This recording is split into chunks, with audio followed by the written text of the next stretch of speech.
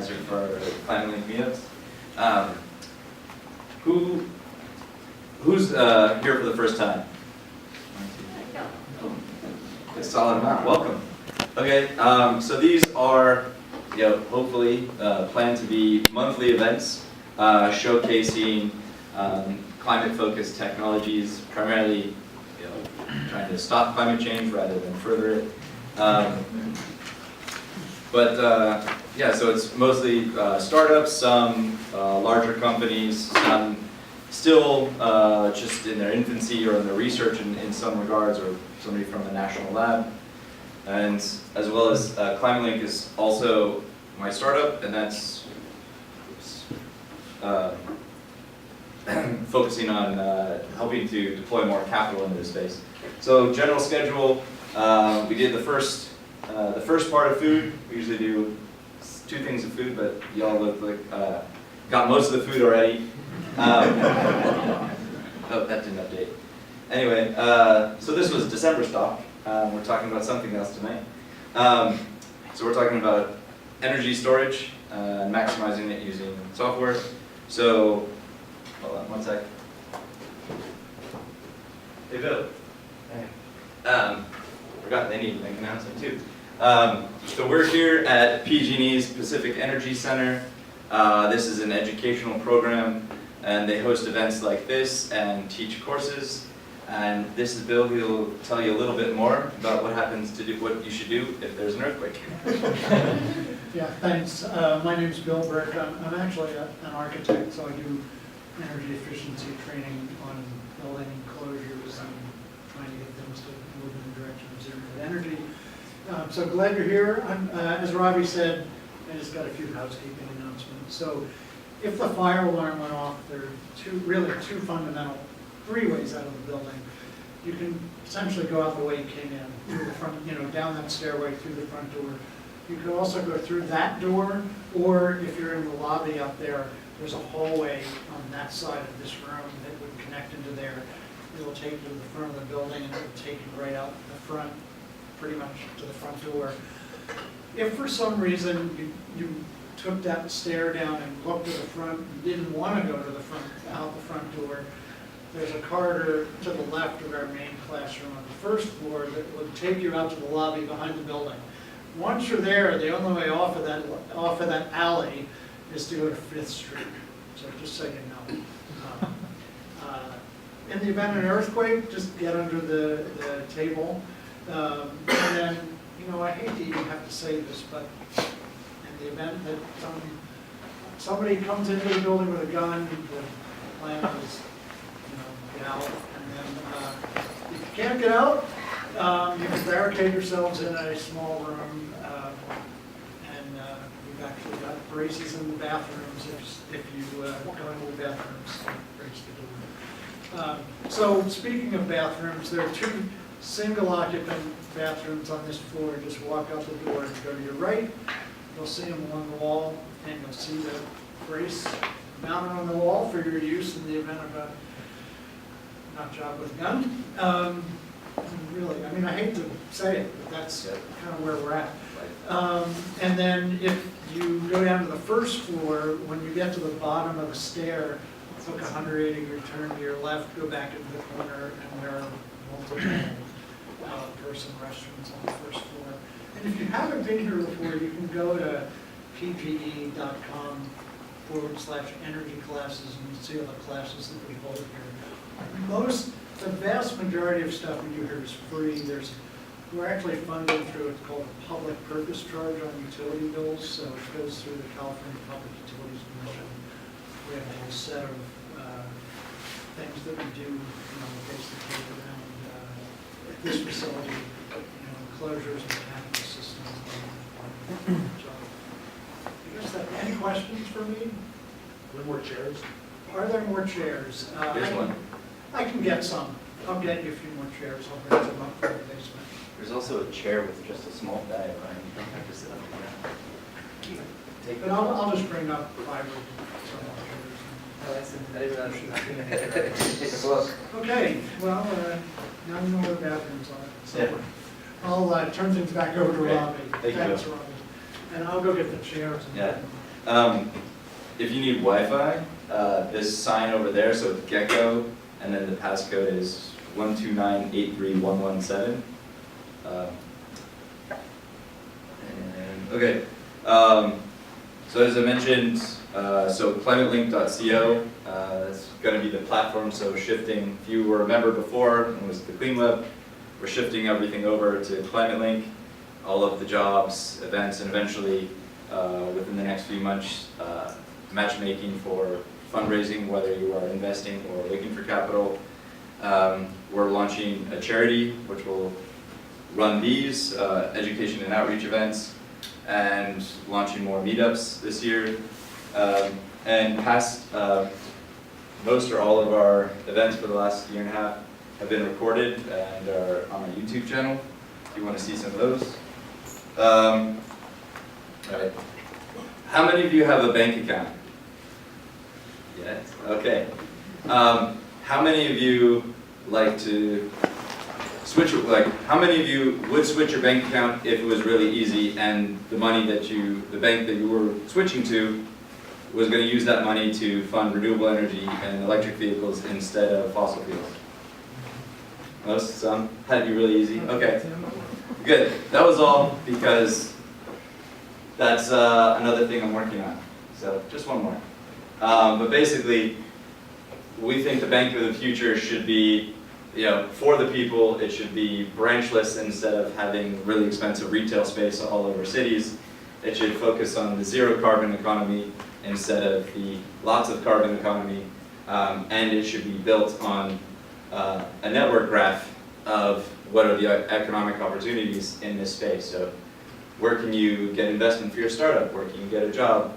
What can you purchase to make your life better? So, yeah, that's what we think is the bank of the future, and we hope to make that happen. So, let's see. So we've got Slack if you want to continue the conversation, and we've got lots of people who are hiring. So who is hiring here? Excellent. Well, let's see. Is anyone looking for a job right now? Okay, quite a few. So now let's turn it back over. So we got the demand, let's hear the supply. So who is hiring? Let's start from this, Michael. Hey guys, Michael Lee with Evolve Energy. We do real-time power price and carbon load shifting autonomously for homeowners. We're looking for a lot of different types of people. Data analysts, product managers, and marketing people. Great. No. Go ahead, Cody. Yeah. Hi folks, Cody Hill. I'm with Ellis Power. I'm Director of Energy Storage there. We're an independent power producer, currently own and operate the largest storage project in the United States. I'm looking for someone who's a hybrid commercial and technical person to commission systems in the field, do new product development, all kinds of stuff. So only one role open that. Great. And that job right now is right here, if you want to see it. Thank you, Rob. Anybody else? Yeah, Steve. Hey guys, Steve Waite. I work at Sunrun. I'm the program manager for grid services. We're a giant company, so we have a lot of jobs open, but right now we're looking for a senior data scientist for grid services. It's basically studying the impact of tens of thousands of residential batteries and solar systems on the grid. Very cool. Anybody else? Yep. Yeah, hello, Danny Garzon with Princeton Financial. We facilitate financing for renewable projects, residential and commercial. And right now we're looking for a data analyst. All right, that's it. So, without further ado, I'm going to toss it over to the people we actually came to see here tonight, Alex and Eli. I don't know if you two flipped coins to see who would go first. Alex, you are closer to the stage, so you will go first. Alex Jung is a data engineer at Lineage Logistics.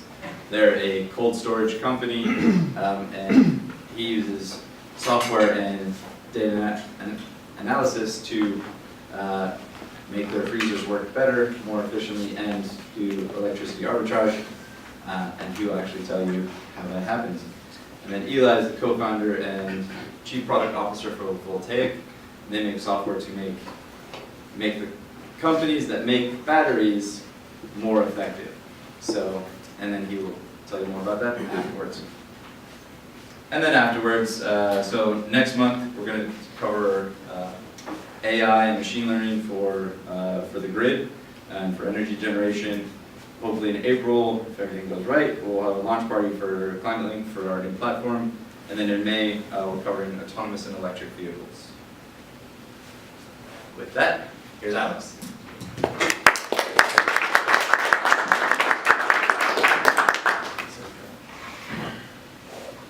Mike, you can do this one forward without anyone.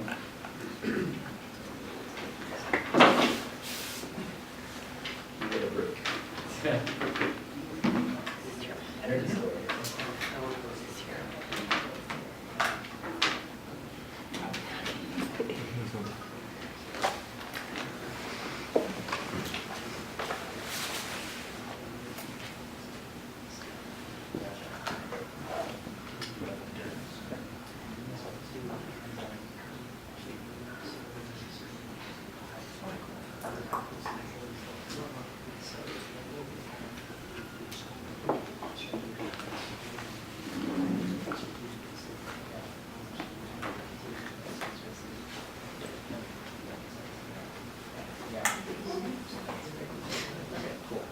Hello. All right, so thanks everyone for coming today, and thank you, Robbie, for the introduction.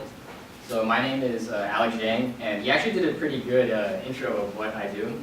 But I work for a company called Lineage Logistics. We're currently one of the largest cold storage companies in the world. And today I'll share about the thermal energy projects that I work on with my team. And again, I'm a data engineer, but not in the classical sense. So instead of data storage, I'm obviously working more on like thermal storage and things like that. So my personal background is in more mechanical engineering. And I worked a lot in the past on like thermal simulations, CFD, things like that. So that's been really useful in our company, especially from like an energy standpoint. So quick outline today, I will go over a quick introduction of what this company is, Lineage Logistics, and then we'll go into how we can think about this entire idea of using the warehouse as a battery. And then once we have that capability, how do we use that and leverage it for intelligent energy scheduling? And a quick note is, basically I would try and save questions, so I'll answer as many questions as needed, but try and save it for in between each section, just in case I do answer your question on like another slide before I go to another topic. And so without further ado, quick intro to Lineage. So this is kind of what our company is. We have a bunch of these warehouses throughout the country, and I would always describe it as, it's kind of like Amazon plus thermal physics. So you just have a bunch of storage space, you put a lot of stuff in it and store it, but with the added constraint that everything has to be under 0 degrees. And so it actually becomes like not a inconsequential problem to keep everything under 0 degrees. You have to run these 2-stage vapor compression ammonia refrigeration systems, and that uses a lot of power. And here's a nice rendering of this, one of our warehouses. So it looks cool. So we're a temperature controlled logistics company. So we have these, obviously you see the trucks here.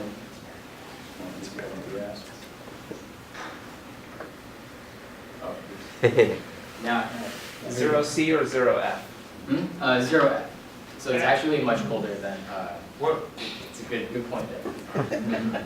So here's a quick illustration of what we actually do. So let you guys simmer on this one for a bit. But pretty much what we do is we just keep things cold, right?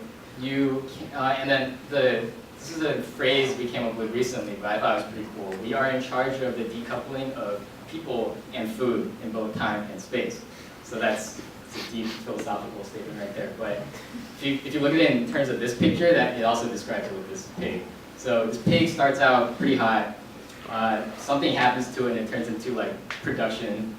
And then it needs to stay cold because whether I'm delivering it for like July 4th baby back ribs or your Christmas ham, I can't just like do something to the pig and then immediately give it to you afterwards, right? It's gonna have to stay cold, preserved somewhere, and then it's gotta be shipped out. So that's why we have a network, right, in space, where you can move stuff along, and so you're not space constrained by where you can produce stuff and then how far you can send it.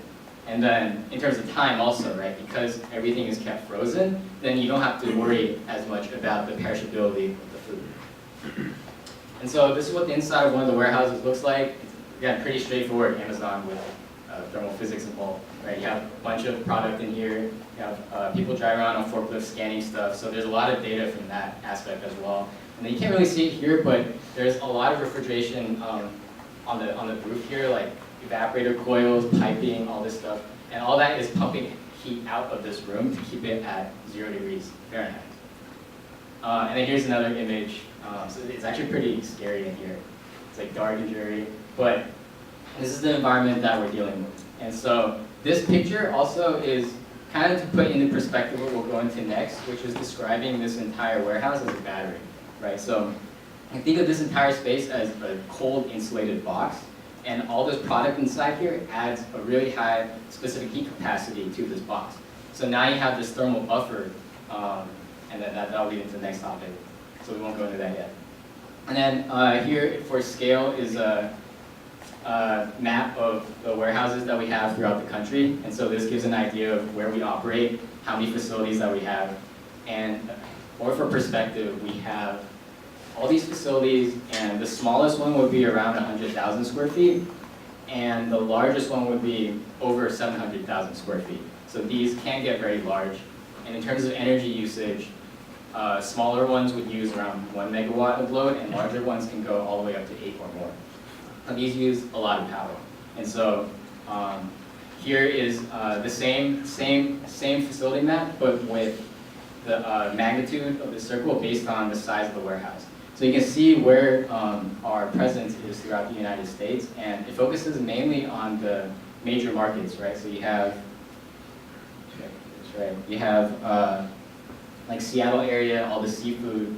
California, obviously, you have a bunch of stuff going on, seafood, fruit, right? All strawberries almost come from here. Cows, pigs, peanuts, right? So all sorts of interesting data that you get while looking through all of this. But the one thing in common is that it's all mostly perishable goods and food, which goes to this slide. We deal with all sorts of customers. They work with us, they store things with us. Sometimes we do post-production, but we won't really talk about that today.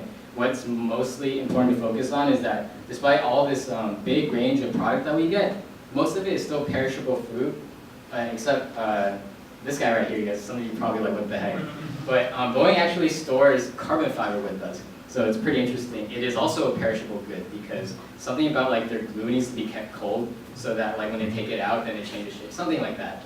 But all these things have in common is just that they add to the thermal buffer and capacity of our warehouse.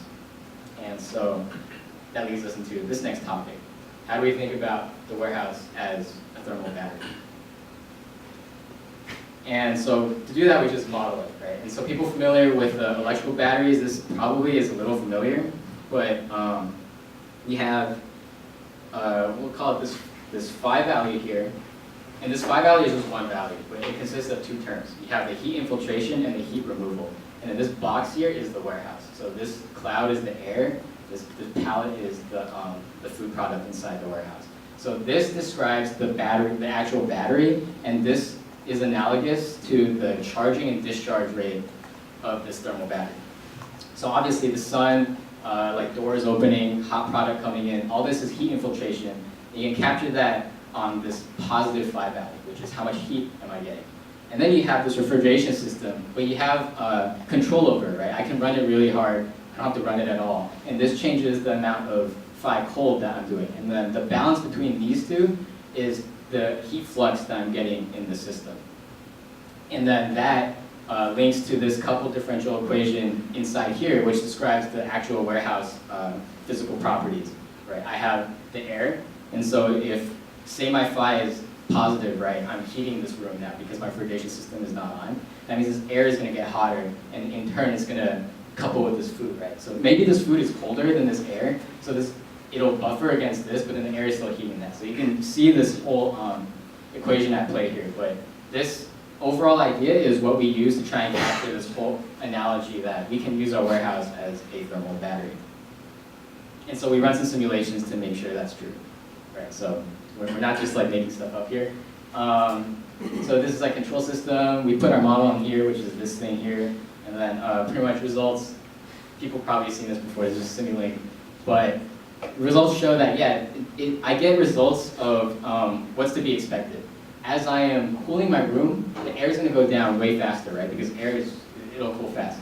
And the food acts as a buffer, right? So it has a high specific heat capacity, and it's gonna cool down slower over time. But as it gets more and more cold, it also acts as like a reverse buffer almost, right? Where it's like my air in this room is now more resistant to temperature change from the outside heat flux, even if it's the same, because my food is getting so cold. And the other thing to note is usually food in our warehouses can stay for like a significant amount of time, right? Like months or something. So it's not like we cool it way down and we just like give it away. That would be bad too. And so after we simulate everything, you want to test in real life, right? Is our hypothesis actually correct? Can we think of one of these giant frozen warehouses as a thermal battery? And so we tested out here in one of our facilities in Macon, Georgia. This is a smaller facility. So on the smaller side, I was saying earlier, from that range of 100 to like 700,000 square feet, up to 1 megawatt, again, pretty small. Usually like around a $500,000 power bill. So even though it's not that much, I mean, every dollar we save is a dollar saved, right? So as a for-profit company, it's always good to lower the energy costs. And then this place is on real-time pricing. So it's hourly changing rates, which is easy to optimize for, right? So people who are familiar with linear programming, you can kind of think of the cost optimization problem there. It's easier to set up. I just have a constraint for, I can't go above this temperature, and then I know all the prices, so I just minimize cost of that. 450K a year or a month? A year. So this one is, again, a really small facility. And just in terms of total megawatts deployed in the United States, can you share what that number is? Is it like Oh, it's some big number. I think it's more than the island of Tahiti. That's all I know. that was the metric we were using. I forgot the exact number. like 500 megawatts or 1,000 or like what that number is? I can get back to you on that. To look that one up. Anyway, so to make sure that we're not like scaring everybody, because the whole premise of this is we're gonna overcool a bit and then let this warehouse coast, right? To see if I have any kind of thermal buffer. But to do that, we have to turn everything off. And that freaks people out. Right? Can you imagine turning your fridge off and then coming back 12 hours later and eat the food from there? So to convince people that we're not absolutely crazy, we put a bunch of temperature sensors inside the warehouse, and then we come up with a gradient map as well. So this is kind of just like a side product of this, but it's more to show that, yeah, we have all these data points in a pretty dense grid of temperature sensors, so we know that we're not going crazy here with the temperatures inside the warehouse room. And then we run the actual experiment. So here we cool for 15 hours, and then we just turn everything off, let it coast for 8 hours. And then these dots are just the aggregate temperature average from all those temperature sensors that we put in. And the solid lines it's just a really simplistic base model that we use for the thermal model that I showed earlier. And so you can see here, because the facility was so small and there's nothing too much going on, there's not that much throughput or anything, it's pretty standard, it almost followed everything to a T, right? I would say this is a not bad fit. And so this was kind of the first verification for us that, yeah, our hypothesis is quite feasible. We can begin doing stuff to our warehouse and thinking of it as a thermal battery. Is that the air temperature or the food temperature? This is the air temperature. And so remember, the only constraint that we have to keep in mind is that the air temperature has to be below 0 F. But if the air temperature never goes below 0 F, then that means the food will never go to 0 F.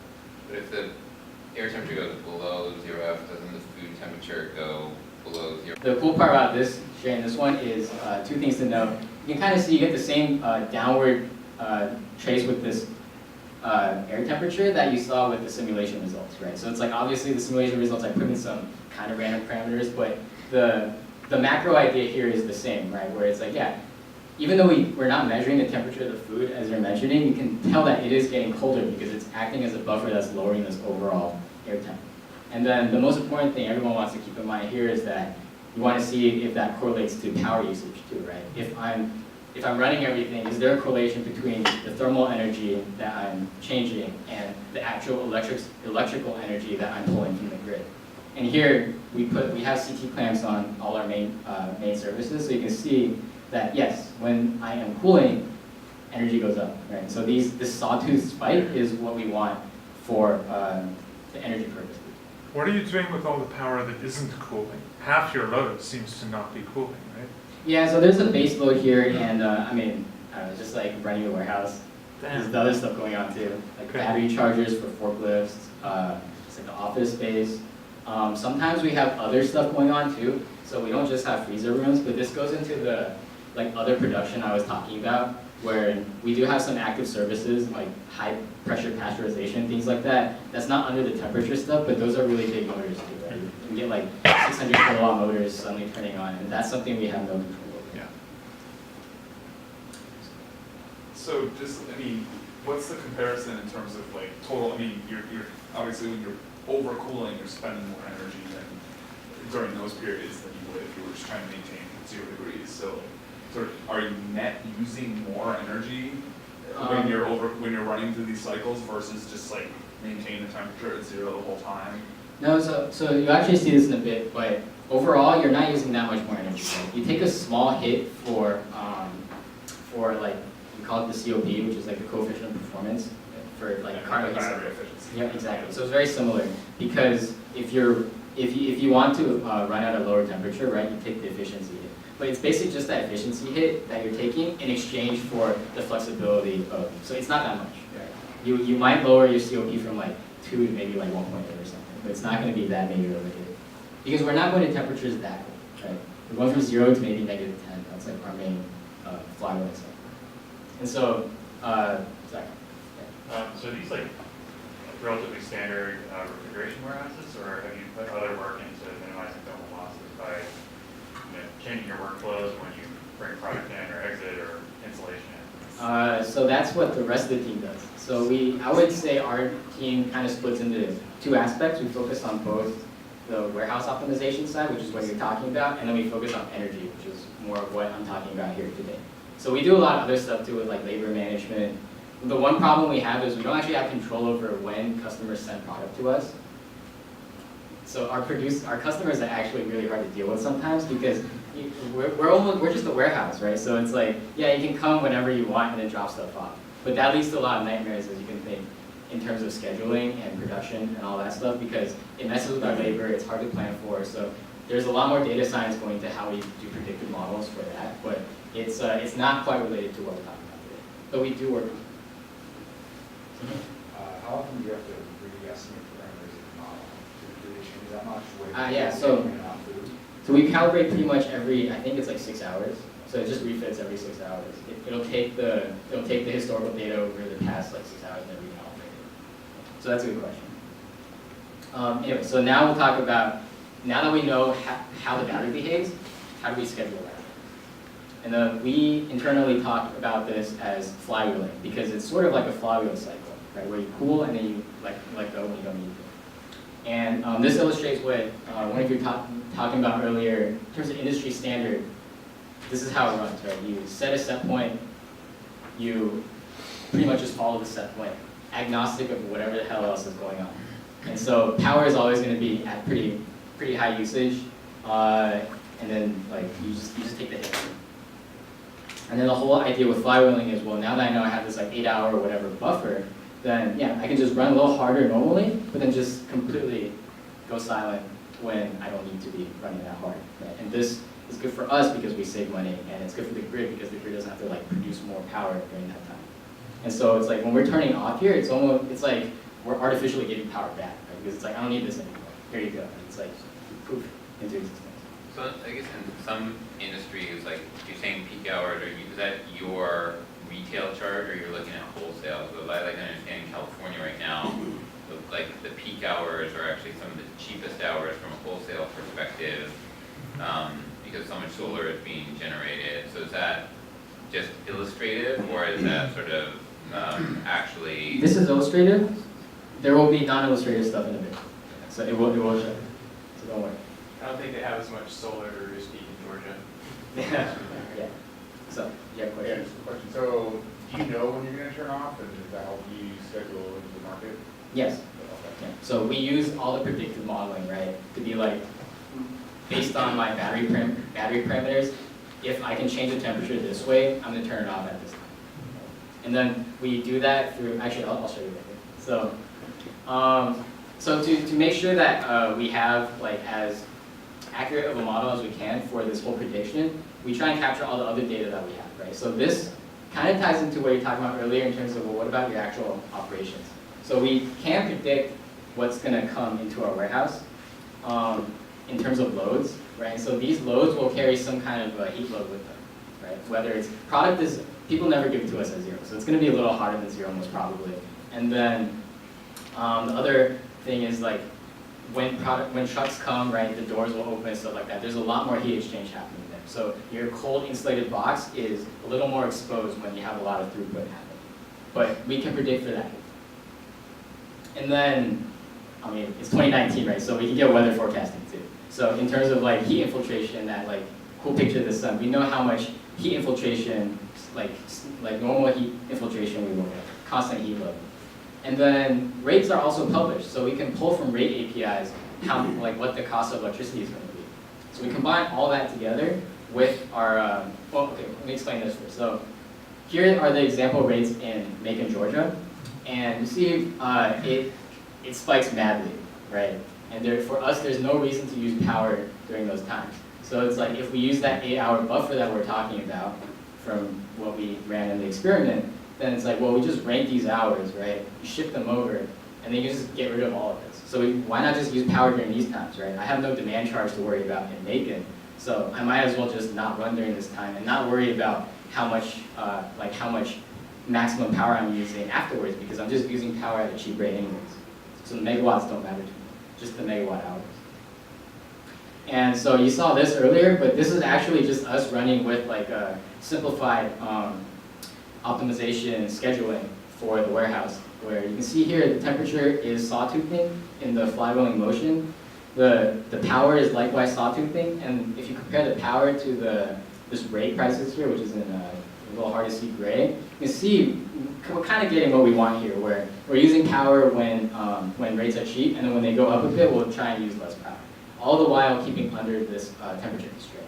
And so we actually set it at -2 with like a dead band of 2. So you can see here where it's like, oh, our model wasn't actually perfect, and so we heated more than we expected, right? And that means that like the fail-safe kicked in here where it's like, I don't actually want to be using power here, but because I hit my other constraint of I need to be under -2 degrees, I pulled again, right? But then the converse is true where it's like, well, if I didn't have any scheduling at all, then I would just see this spike over and over again all the way down, right? If you were not flywheeling and you're just using the industry standard style of cooling. And so now we're going to what we're doing in California here, right? What happens when you have a slightly more difficult problem? So you're not just on hourly rate charges, you have demand charges, and then instead of hourly rate charges, it's like an SCE example, but you just have time of use for your energy charge. Right? You have three times to worry about, you have a flat off-peak price, and then these are the killers, right? Where you also get a speeding ticket for how much maximum electricity you're using at a certain time. So this becomes a little more complicated, and one of our largest facilities is under this rate structure down in Southern California in Mira Loma. So this is an absolute unit of a facility. It's 700,000 square feet, roughly. It can use up to 4 megawatts. Actually, I think it goes above 4 megawatts, so that's kind of like an average there. And then annual power price, 2.2 million power bill, so this is way more than the other facility that we're talking about. And again, it's under this time of use and demand charge rate structure. So to solve this problem, you can't just linear program anymore to get a good solution. And so we actually went to some more modern methods. In this case, we use convex optimization. Not exactly math expert on this, so we use this technique to optimize. And then here's some math script to show that we use this technique to optimize. And then in the end, just problem not solved and you get an answer.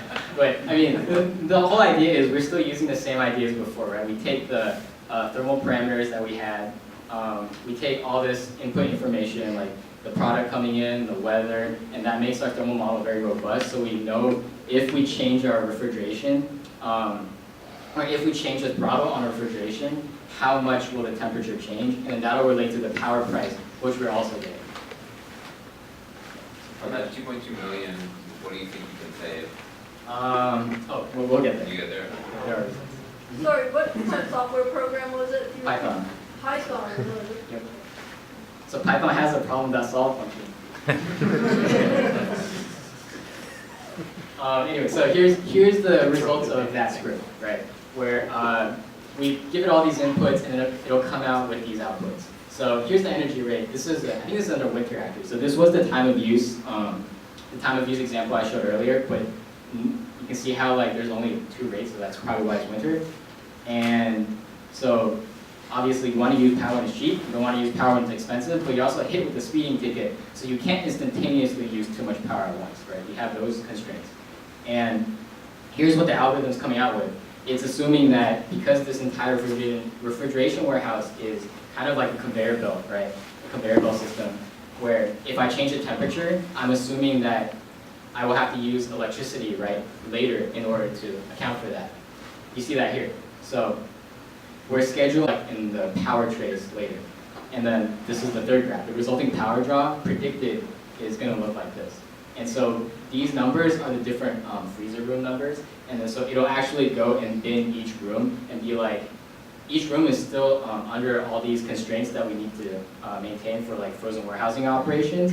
But in order to optimize, we'll divvy out this much amount of thermal work to each one. So like this room will cool this much over this amount of time. This room will cool that much. And then the totality of that will not exceed this maximum here, which is, I don't want to get hit by like a mad demand charge. And so there's some scalability here, right? So we didn't actually just write like a Python script and be like, problem not solved. There's a lot more infrastructure going on here where we have to try and make this a scalable solution too, right? So I don't want to do it just for one facility. I want to do it amongst all our facilities. There's different rates, different, just like different warehouses, right? They're all very different in terms of how they perform thermally. So we can't just have like one-off scripts for everything. And so we partner with this company called Industrial.io who helps us with a lot of the data that we deal with. They're the true data engineers in the system. And they have this cloud platform called Context, which is where our algorithm lives. And then that interacts with what's in the warehouse at a given time. So here's the facility, here's our refrigeration system, it's running. It has all this data, right? Like what's the temperature, how hard are my motors running, et cetera, et cetera. And then it'll send this over to Industrial.io, and then they will send that over to these different APIs. So the feeds API will be hit by us being like, well, this is how the warehouse is right now, and this is how we recalibrate the system over and over again, right? Because we're using the real data that we're getting from the refrigeration system to constantly update our parameters and what our set point should be. And then on the flip side, we are also hitting the rates API for what are the rates, right? That's pretty straightforward. How expensive is my electricity? And then we push this data, so we take this, we run the algorithm, we come out with a solution, then we push it here to this flywheeling API, and then that is then hit again by the refrigeration system, so it'll pull back, be like, okay, well, now that I sent them all this information, I'm gonna receive back new instructions, right? And so this is pretty much how we have this whole cloud platform set up. And this is, again, we're trying to scale this as much as we can. And so these are real results now. So not theoretical, these are actual real results. So here again, you see same energy price, and here is the thermal energy, and here is the electrical energy. And the assumption here is that these are all the compressor motors, and the compressor motors are what use most of the power in the warehouse because they're the ones doing like the vapor compression. And so the colors are kind of color-coded to which compressors are acting on which room. And you see here the thermal energy, when it's expensive, is just going to turn off, right? But without exceeding too high. So this is like running at around 2 megawatts. It could go up to 3, but it's not, right? So, and then here, I think, not sure what happened there, right? But it's like, again, this is not quite perfect yet. And you can also know like there's all this spiky stuff going on. So one of the biggest challenges we run into is actually more on the physical side. Right? Like these warehouses are pretty antiquated, so it takes a lot of work for us too to like update just the inherent controls, engineering, and things like that to make sure that like, well, if my room is changing this temperature, the compressor is actually acting correctly, right? So that's a whole nother question. So, but we have this macro scale scheduling working. As in here. And then the last use case here now, still Miraloma, is what happens if you just don't use TOU and you go on direct access, right? So this kind of ties into what you were asking earlier. Direct access is just similar to RTP from that Georgia example, but we still have this demand charge.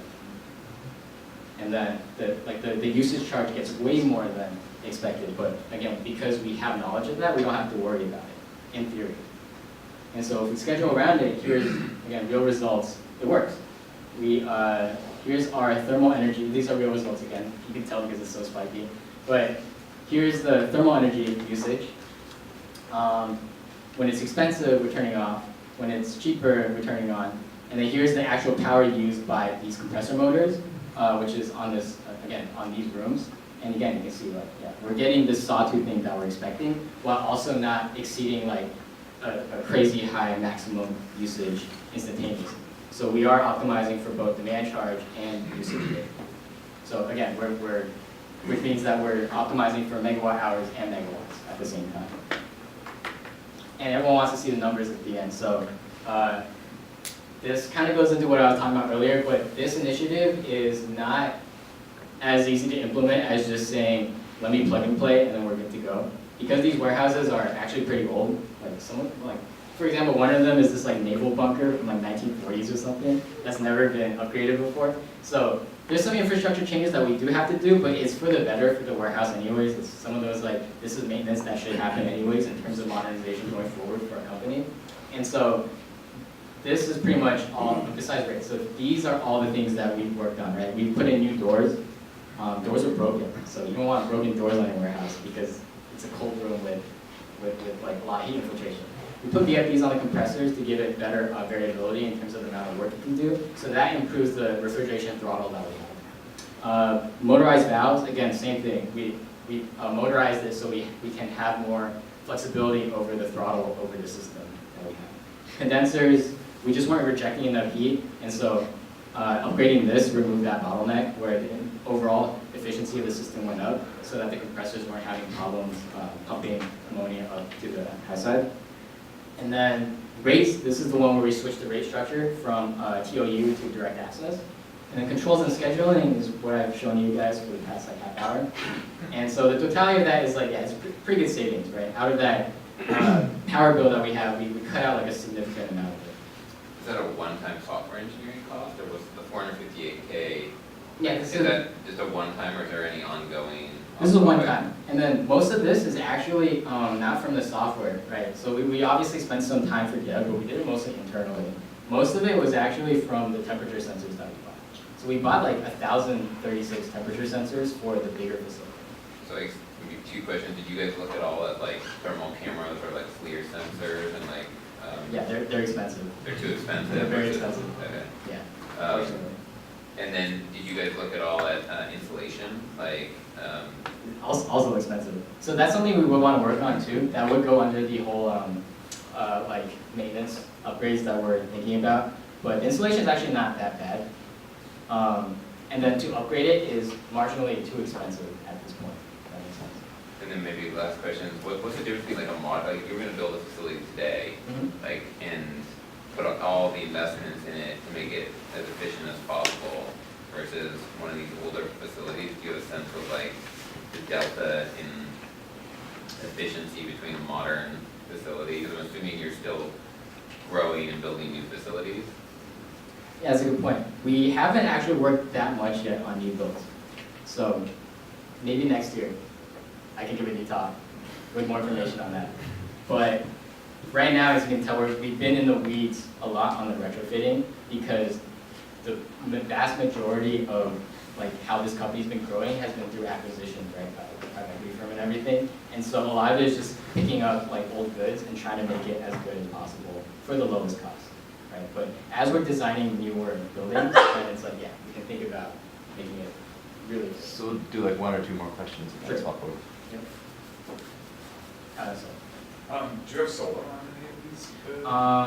Yeah, it's a whole other conversation, but it would just tie into this whole same idea, right? Like, we'll just use the same algorithm, but link it together under common capacity.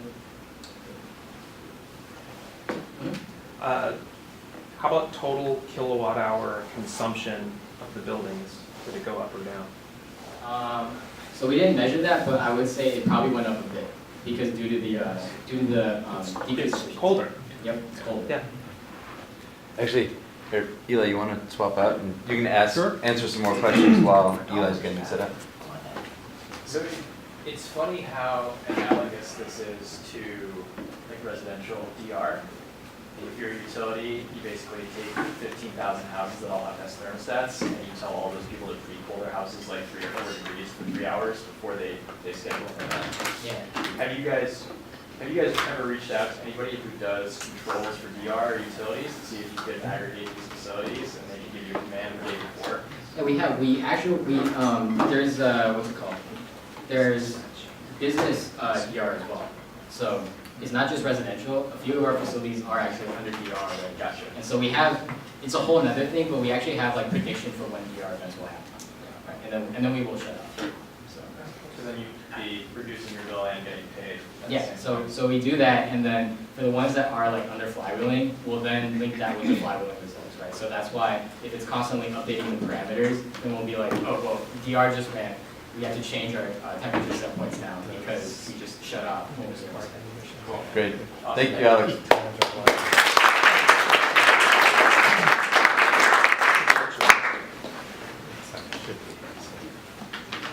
Thank you, Alex. Thank you, Robbie.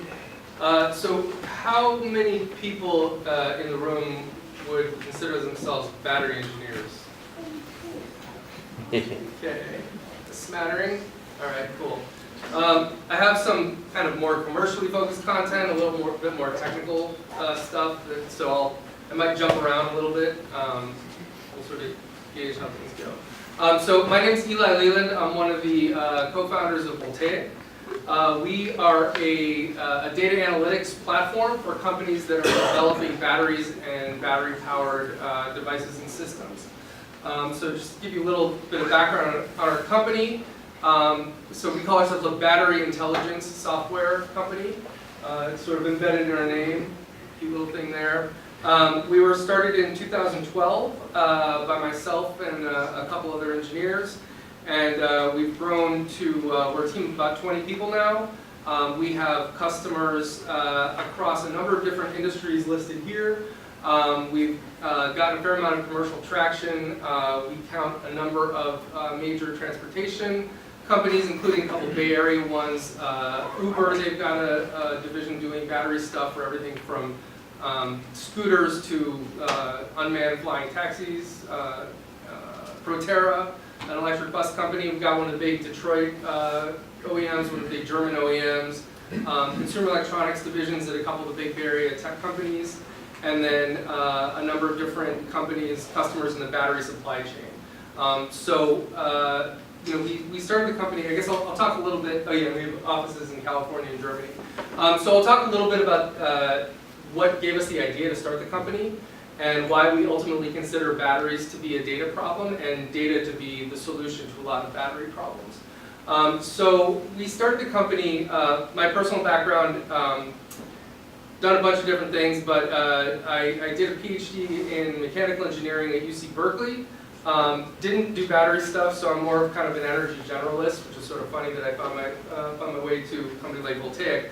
But post-grad school, I got a job in New York City leading an ARPA-E R&D project. For those of you who aren't familiar with ARPA-E, it's like DARPA, but for energy. So I was working in a lab in New York City that was running 2 ARPA-E R&D projects. And one of them was developing a new grid-scale battery technology based on alkaline materials, so basically taking Duracells and scaling them up and making big, cheap grid-scale batteries. And then the other one was the project that I was brought on to lead, which was developing a new type of electric power converter that was based on a novel capacitor technology. And so capacitors, you're all probably familiar, but it's another electrical energy storage device. So while we were building, so our jobs, and it turned out that the person brought on to lead the battery project became my co-founder, and he's our CEO. His name is Tal Schulthofer. So while we were working in New York City, it was at the City College of New York, the CUNY Energy Institute. While we were working in this lab in New York, we had developed in-house some very rudimentary software tools to help us just do, basically what it was a Python script and a very lightweight web server that would pull data out of a battery tester data file and put it in a browser if you formed your URL perfectly, right? So it was a very hacky, rudimentary thing. We didn't even build it. It was our mutual friend who was the professor who hired us both who built this. But it turned out that this very simple tool was a massive accelerator to the work that was going on in our lab. And some of the more experienced people on the battery side credited it with helping us get multiple patent applications out. And as students graduated from our lab and went to work in battery companies, they'd come back and they'd say, man, I wish I had that Python script so I didn't have to go into the lab over the weekend and download my data over USB, right? So there was a little light bulb moment there. I guess I should go into a little background for those of us who aren't battery engineers. Ultimately, when you're doing any kind of battery product development, pretty much anywhere along the sort of value chain, whether you're developing a new material that's an input to batteries or a new battery, choosing batteries for battery pack, choosing battery cells for mobile electronics, you do a ton of iterative charge-discharge testing. You're testing it under lots of different conditions with lots of different parameters. And I have some content, I might go into some more detail on that. But in effect, it's very labor intensive to set up this test equipment, program it, babysit it. Sometimes things go wrong, you don't know until days or months later, you find out your test failed, etc. And at the end of it, you have a lot of data analysis to do. And so in this lab that we were working in, we were building and testing hundreds and thousands of devices over and over. And so, so we were sort of drowning in data. And we had this little tool that we developed to help accelerate that, as I mentioned. So, we had this inkling that we could offer something to the industry around helping to accelerate their workflows from a data perspective. And then the other kind of inspiration for starting Voltaiq was that as we were working, so I actually had the advantage of, like I said, not being a battery person, sitting in an office in a lab with a bunch of other battery PhDs who were just constantly complaining about how none of the predictive models for battery performance were any good. None of them really seemed to work. That state-of-the-art in industry or coming out of academia, they might work for a couple cycles under certain chemistries, under very specific conditions, operating conditions, but in general, they were pretty much worthless for practical application. And so, I kind of asked this stupid question. This was around late 2011, early 2012. Hey, has anybody tried to take the big data approach and just get as much data as you can on the batteries themselves, how they were operated, how they were built, and how they performed, and just throw it into machine learning models and see what comes out? And so we looked around and we found out nobody had really done that in any meaningful way. And there were a couple different reasons, but one of them was it was very difficult to assemble a big enough data set to do this kind of work meaningfully. So those were sort of the dual inspirations for Voltaiq. Number one is that we had some pretty crappy software tools that were actually a big help in our workflow. And number two, we thought that we could build off of that and offer something to the industry that would help people like us, and in the meantime build up a very large and interesting data asset and a lot of expertise around how real batteries are performing both in the lab and in field applications, and do all kinds of interesting things with that around benchmarking, characterization, predictions, etc. So that's basically how Voltaiq got started. So to set a little bit more context around what's going on in the industry, so batteries have become a major source of anxiety across a lot of different industries, right? I'm sure I don't have to convince anybody here that batteries have become integral to kind of the functioning of our society. It's already, just to put it in economic terms, it's already, depending on who you believe, it's about a $150 billion industry today across all the major battery chemistries, and that's set to, again, depending on who you believe, triple in the next 5 or 10 years. But at Voltaiq, we believe that batteries have the potential to really substantially replace a large part of the fossil fuel infrastructure globally, right? So we're talking multi-trillion-dollar market potential. And so there's a couple things going on. Number one is that there's a talent vacuum, right? There's a lot of companies need to hire battery engineers and are having trouble staffing up. And again, not just battery companies, but kind of any company that has a battery-powered business model, as we like to say. And then there's just the tremendous amount of data that's being generated in engineering these systems but most organizations don't have good enough analytical tools, software tools to really get a lot of value out of data. And so, that's kind of the problem that we set out to solve in Voltaiq, right? So the vision here, well, I guess I can go into a little more detail on where data is generated during the battery development chain, right? So you have research and development where you're developing new battery materials, battery chemistries, anodes, cathodes, processes for making these things better, cheaper, et cetera. And in that stage, you are doing, among other things, you're making prototype batteries and doing a lot of this charge-discharge testing and doing a lot of evaluation to iterate and move your design forward. You do other types of testing too to measure the impedance, like the frequency response of batteries and materials characterization, all kinds of stuff like that. But an awful lot of it is this sort of battery cycling, as I talked about. Then when you're manufacturing battery cells, there are various quality checks along the way. You're weighing the cell before and after the electrolyte goes in. You're doing open circuits. You're just measuring the voltage that comes off the line. There's all kinds of characterization that goes on along the way. So that's obviously all data.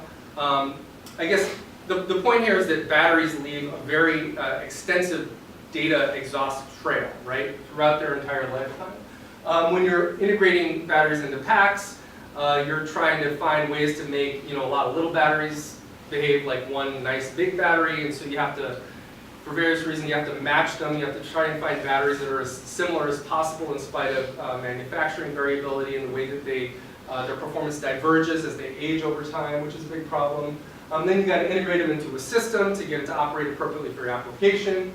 A lot of batteries, most batteries that are doing anything important or valuable these days are actually generating data in situ, whether it's in an electric vehicle or in the devices in your pockets, etc.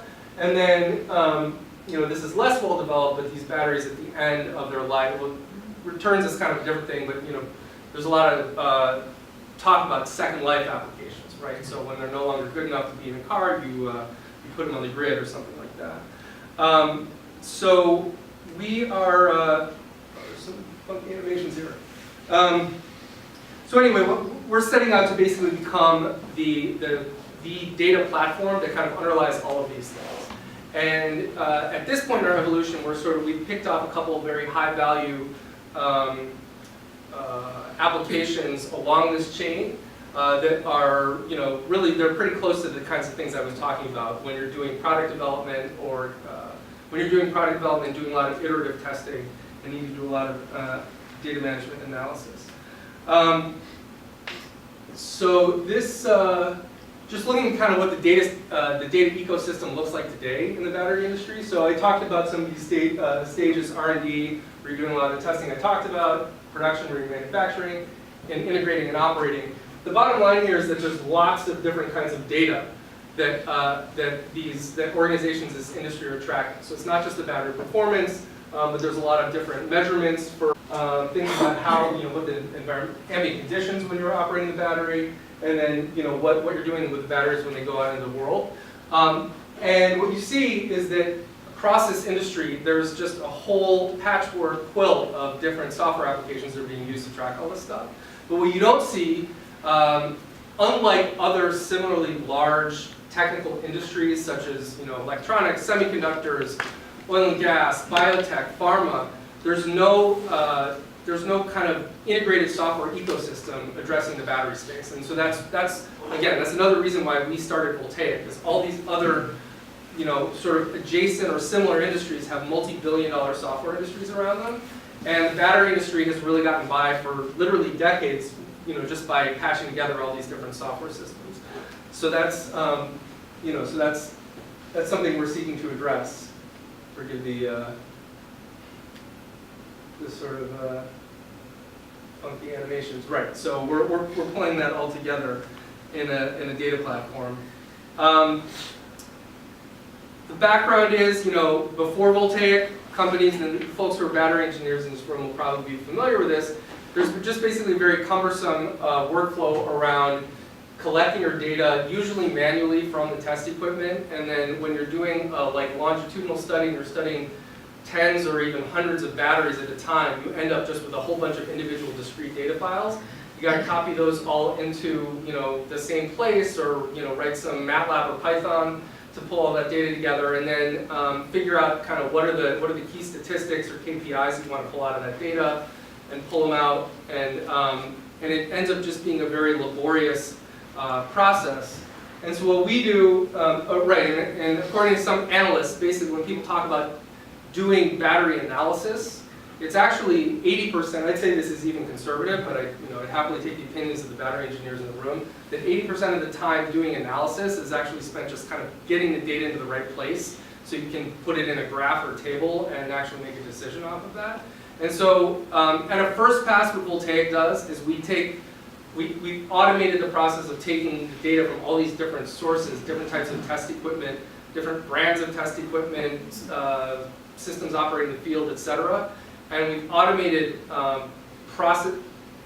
pulling that data into a single system. It can run in the cloud, it can run on premise, and doing what we call harmonizing it. So we sort of put it into an apples to apples format. All these different pieces of equipment record things and tabulate things in slightly different ways. The way that the programs, the test equipment set up and program can vary just depending on the operator. So we put a lot into building algorithms that kind of abstract all of that away and get at the sort of root fundamental language of what the batteries are trying to tell you.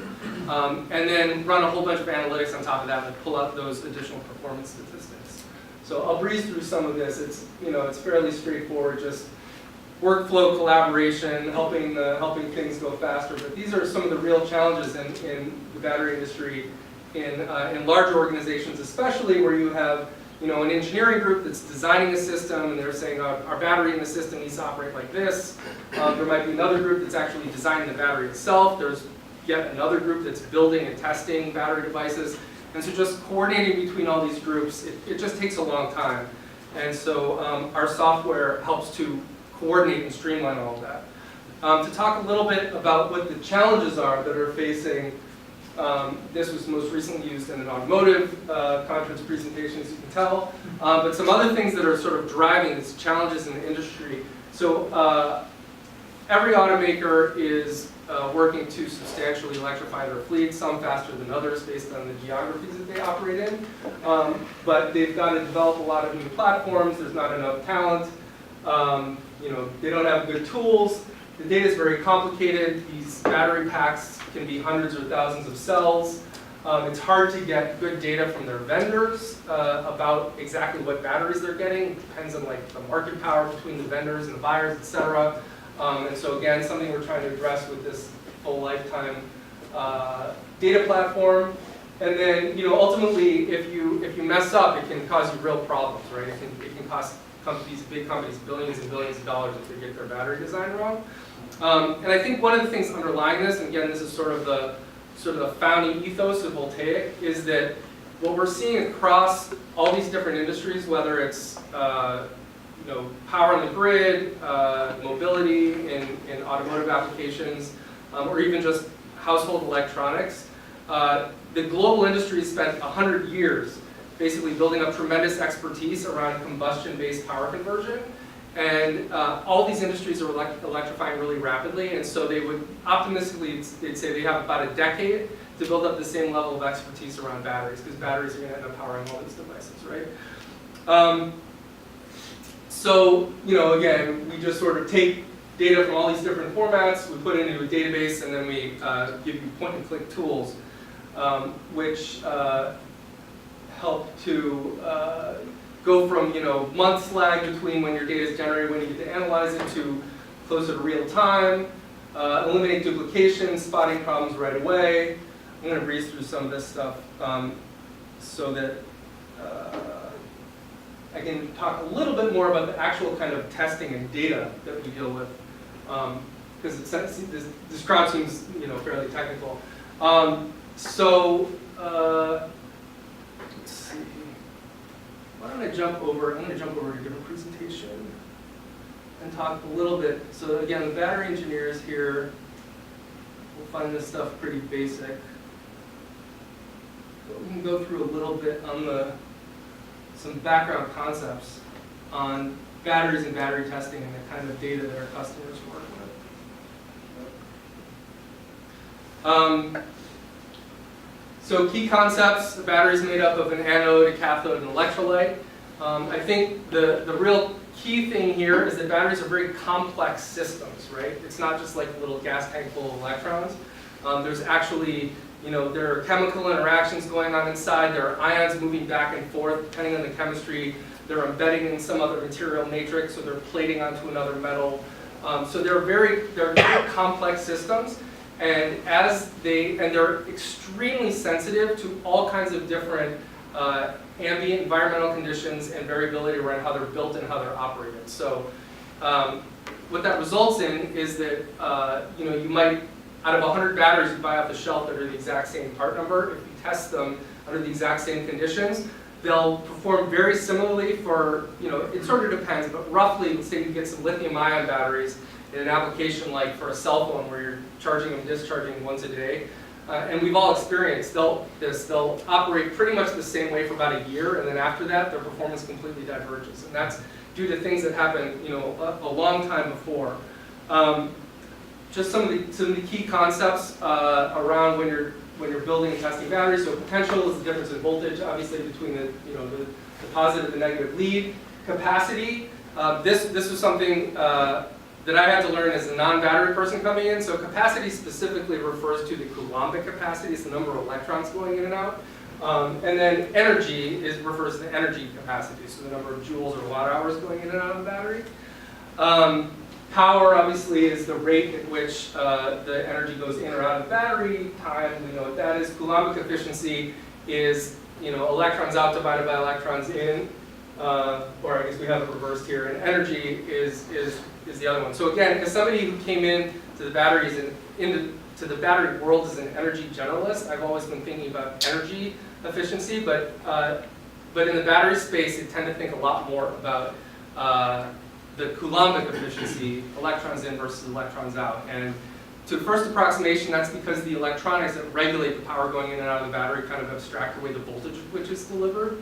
So really it's or they just sort of regulate it to be an even thing. So you're really, your key performance indicators are tied more to the amount of charge going in and out of the battery.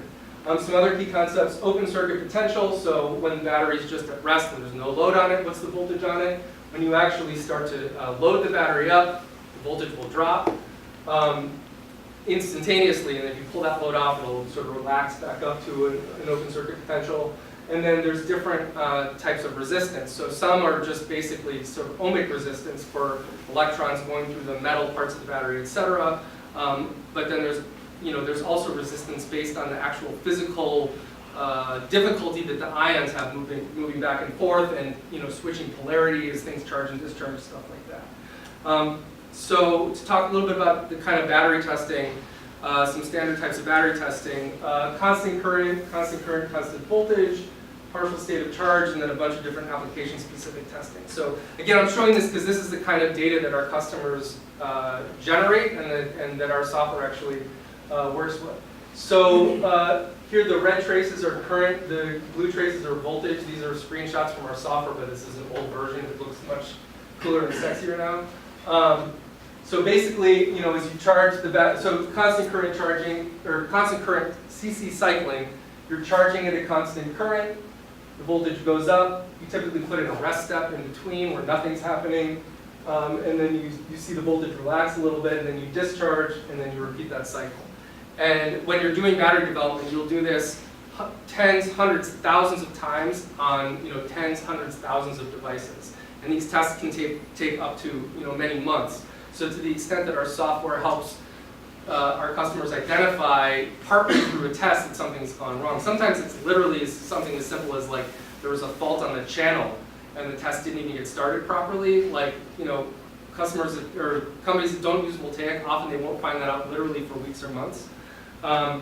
Anyway, that's an aside. So constant CCCV cycling is where you charge up to a certain specified voltage set point, and then you use feedback to keep the voltage constant while you diminish the current until you get to some total amount of charge delivered. And this happens to be how, in many applications, lithium-ion batteries like to be cycled, so an awful lot of analysis is done this way. Get a charge just means you're not charging or discharging the battery all the way.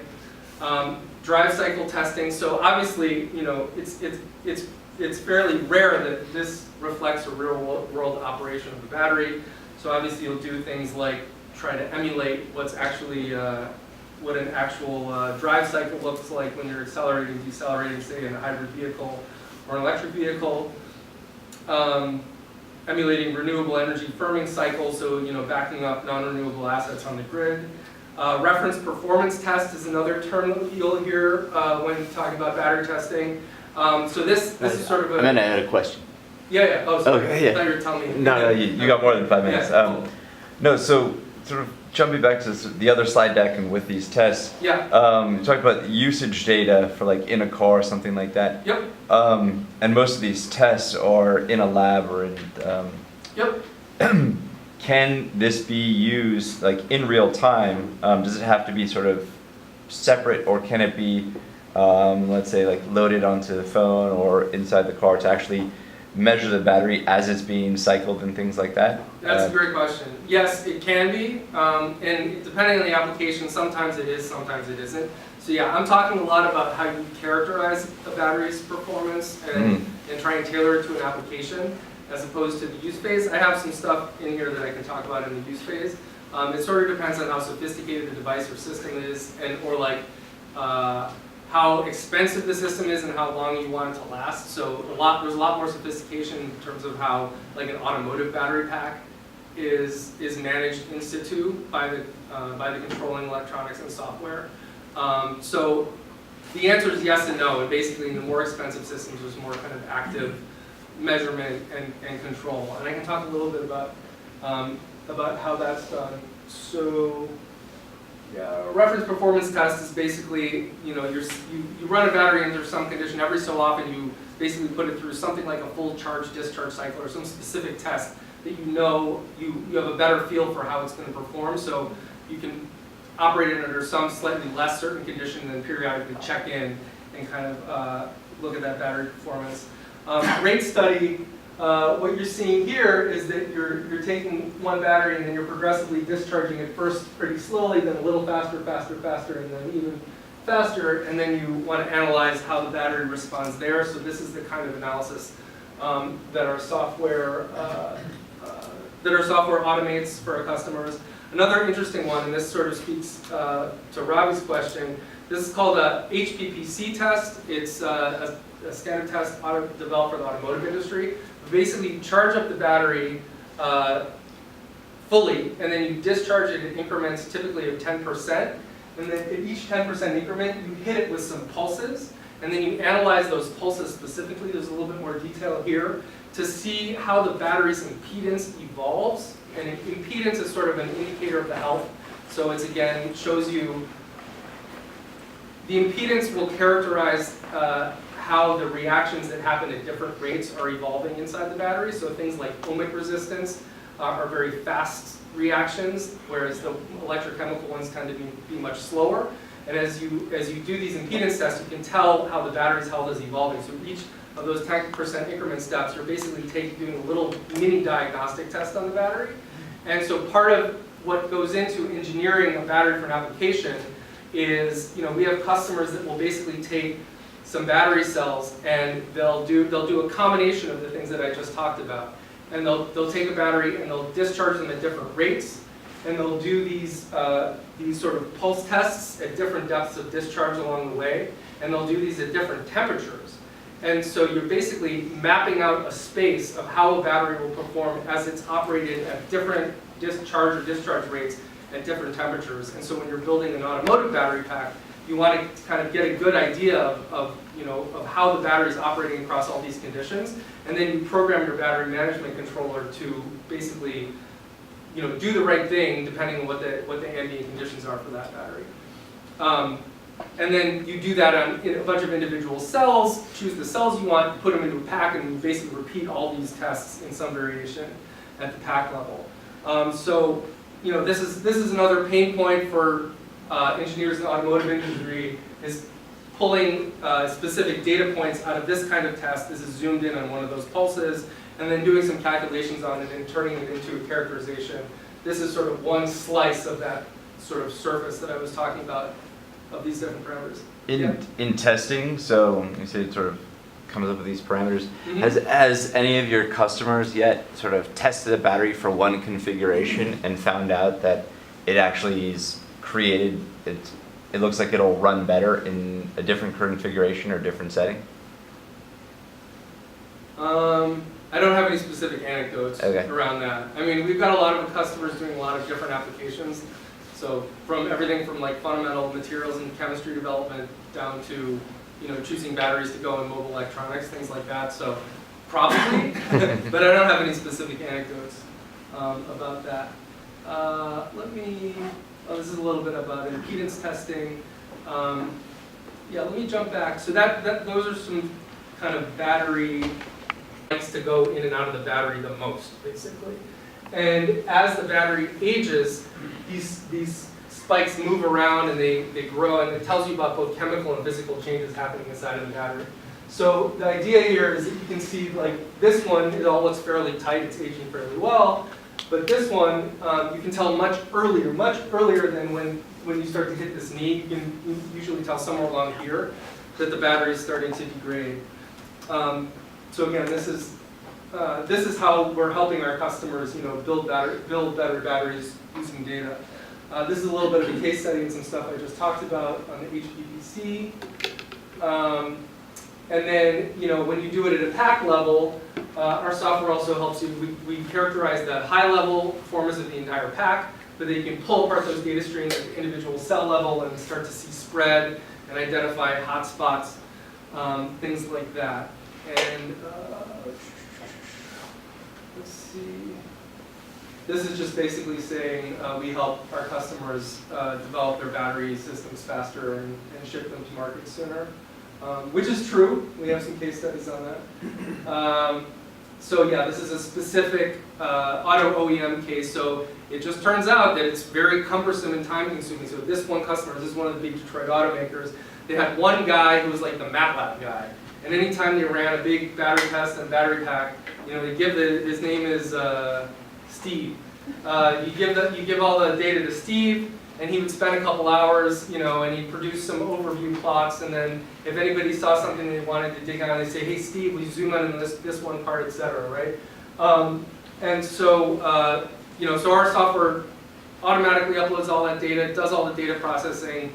And you know, you might think that Steve might be threatened by this, but Steve actually loves it because it actually lets him do the stuff that he really likes to do, which is understand why a battery is behaving a certain way, rather than hacking through a bunch of MATLAB code to try and pull out the important insights. Another funny one. You should get a quote from Steve.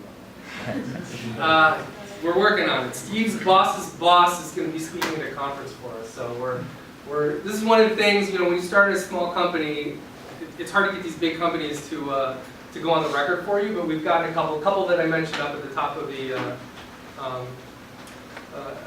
my talk. You know, we're public about the affiliation. We're still working on the big three automaker, the German automaker, the two large tech companies in their consumer electronics divisions, etc.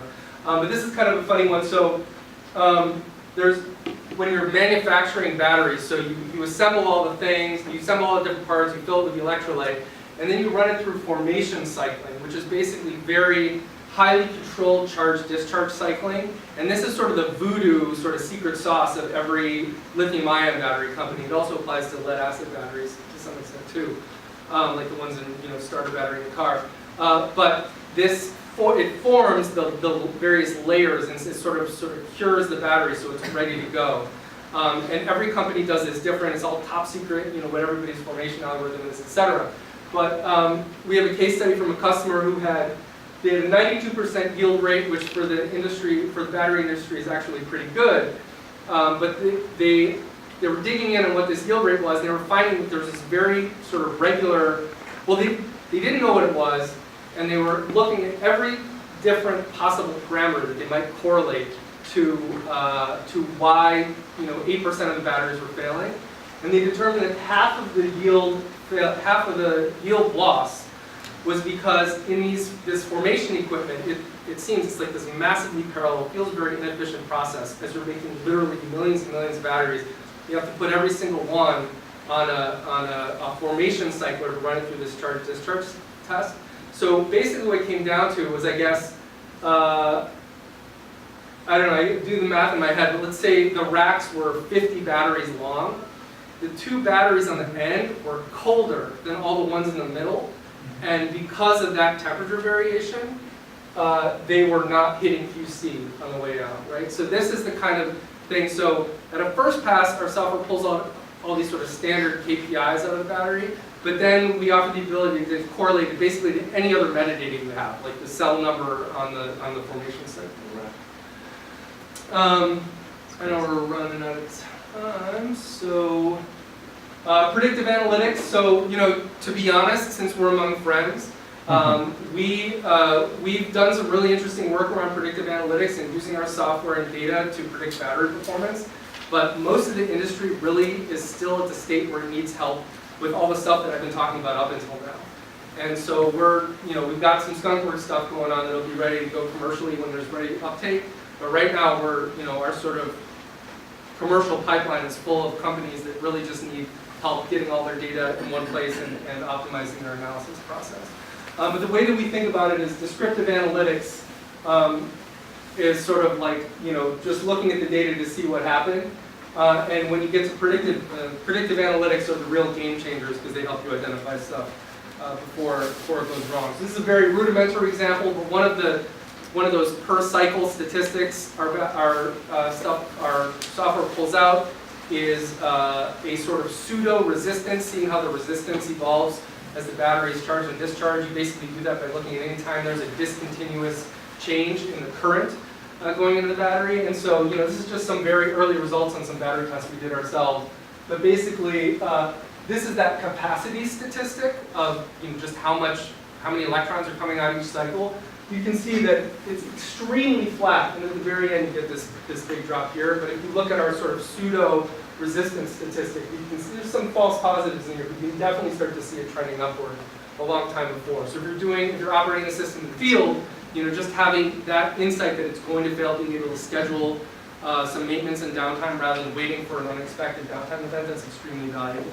And then this is just a little bit more detail on that QDB cycling that I was talking about before, where if you have accurate enough measurement, you can actually start to see, this is inside the first, I think, 12 cycles of this battery test. You can see this peak moving down and to the right, which is an indication that there's some process happening that is increasing the internal resistance of the battery. And so this is just some overview saying, we take all our data, take all our customer data, put it in a database, run it through some analytics, run it through some machine learning algorithms, and do some cool stuff with it. So I think I'll cut it off there, but I will close by saying, like so many other companies in this field, we are hiring. We love battery people, we love data nerds, we love especially battery people who are data nerds. Hiring a product manager, so I'm chief product officer, so looking for somebody to work very closely with me on this stuff. Data engineer, Python engineer, applications engineer, so typically these people are actually battery engineers who want to come work with cool software companies, working with all of the leading companies in the industry. We need a salesperson and an office manager, and our office is in downtown Berkeley, directly upstairs from Clark. Yeah, we got that's all I got. question or two. Yeah. So, business question, if that's perfect. Yeah, sure. So what's the pricing structure look like when Steve's car company comes to you for Voltaiq? Sure. So as I mentioned, we're working primarily with companies that are doing product development, and we price it, so it's software as a service. Most of our customers run in the cloud, we can go on-prem as well. And we price, it's a tiered pricing model, annual subscriptions, and it's based on,